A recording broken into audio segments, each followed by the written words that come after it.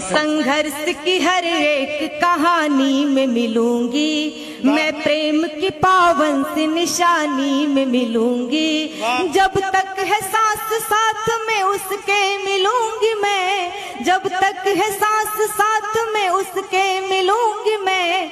मरने के बाद गंगा के पानी में मिलूंगी, मरने के बाद गंगा के पानी में मिलूंगी। संघर्ष की हर एक कहानी में मिलूंगी, मैं प्रेम की पावन सी निशानी में मिलूंगी।